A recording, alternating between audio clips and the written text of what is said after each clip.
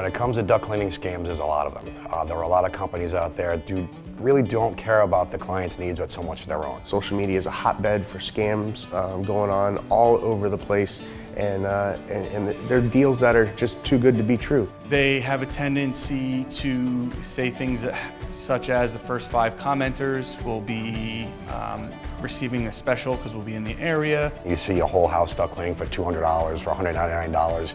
If you need a coupon to clean ductwork, that's a red flag right there. They'll come into your home to clean your ductwork, and the next thing you know, you're paying for a $2,800 mold remediation.